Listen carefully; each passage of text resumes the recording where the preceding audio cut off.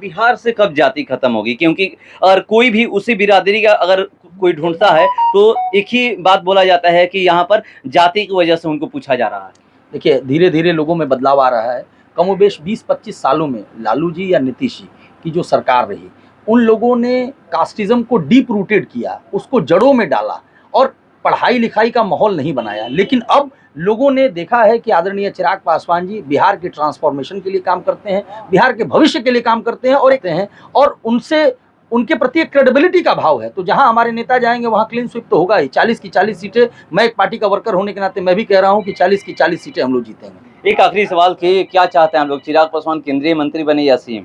अगर मेरी व्यक्तिगत राय पूछेंगे, being a political worker of लोक जनशक्ति पार्टी रामविलास, मैं चाहता हूं कि हमारे नेता चिराग पासवान एक बहन की मांग पे यहाँ पर पहुंचे हुए थे, वो बुला रहे थे कि चिराग पासवान आए, आ गए।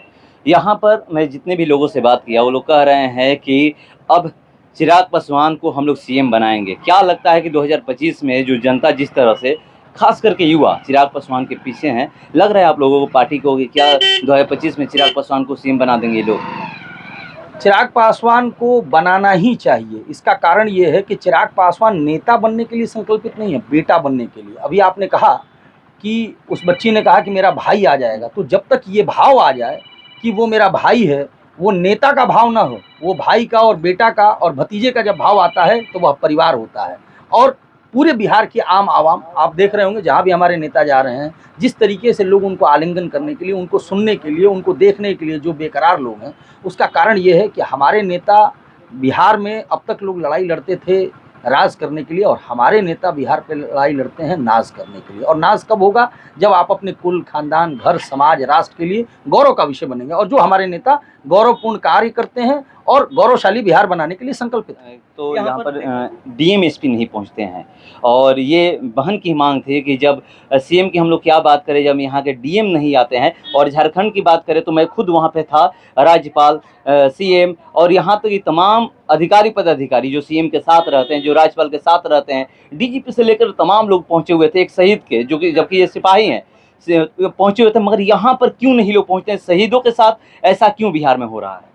देखिए, ऐसा है कि माननीय मुख्यमंत्री जी को इससे कोई मतलब नहीं है कि जो लोग आज, वो भी अगर अपने एक अड़े मार्ग में अच्छी नींद सोते होंगे तो वो हमारे भारत के सपूत के चलते। आज हम लोग अपने घर में सुकून से जीते हैं तो भारत के सपूत के चलते।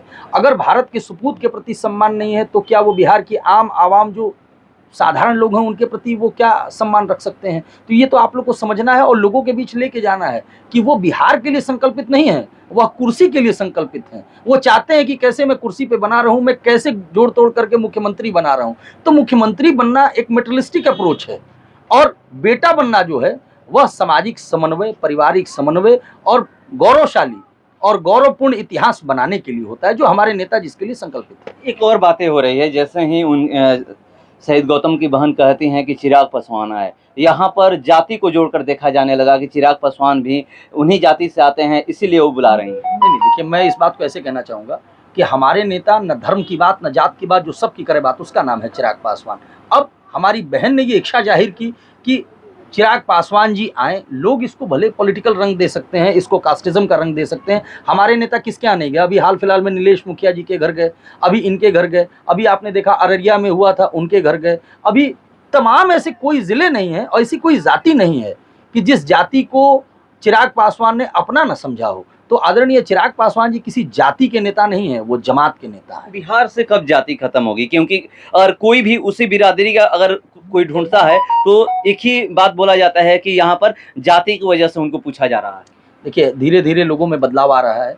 कमोबेश 20-25 सालों में लालू जी या नीतीश जी की जो सरकार रही, उन लोगों ने कास्टिज़्म को डीप रूटेड किया, उसको जड़ों में डाला और पढ़ाई-लिखाई का माहौल नहीं बनाया। लेकिन अब लोगों ने देखा है कि आदरणीय चिराग पासवान जी बिहार के ट्रांसफॉर्मेशन के लिए काम करते हैं, बिहार के भविष्य के लिए काम करते हैं, और एक ऐसा नेता जो पढ़ाई-लिखाई कर जाति, धर्म, मज़हब से उठ के सभी को मोहब्बत करने के लिए संकल्पित है। लोकसभा के लिए कैसे तैयारी आप लोग कर रहे हैं? क्योंकि आप लोग दावा भी कर चुके हैं, खुद चिराग पासवान दावा किए हैं कि हम लोग 40 सीटें जीतेंगे इस बार। बेशक, पिछले 60 सालों में कांग्रेस की सरकार रही, पिछले 60 सालों में एक आनंद भवन दे के देश के सारे आनंद भवन को इन लोगों ने लूट लिया। उसके बाद तमाम भ्रष्टाचारी आज के डेट में एकजुट हुए हैं। आदरणीय देश के यशस्वी प्रधानमंत्री जी ने भारत के मानचित्र को विश्व के पटल पर लाने का कार्य किया और आज भारत जो है वो गौरवपूर्ण भारत के नाम से जाना जाता है। जहाँ तक हमारे नेता का सवाल है, बिहार में उन्होंने कहा, लोकसभा में आपने सुना होगा कि 40 की 40 सीटें, क्योंकि हमारे नेता के पास जनाधार है, हमारे नेता को लोग देखना चाहते हैं, सुनना चाहते हैं और उनसे उनके प्रति एक क्रेडिबिलिटी का भाव है। तो जहां हमारे नेता जाएंगे वहां क्लीन स्वीप तो होगा ही। 40 की 40 सीटें, मैं एक पार्टी का वर्कर होने के नाते मैं भी कह रहा हूं कि 40 की 40 सीटें हम लोग जीतेंगे। एक आखिरी सवाल कि क्या चाहते हैं हम लोग, चिराग पासवान केंद्रीय मंत्री बने या सीएम?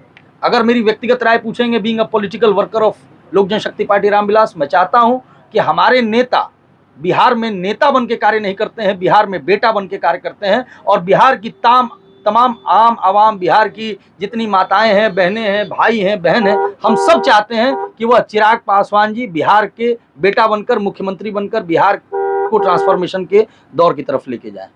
Thank you. बहुत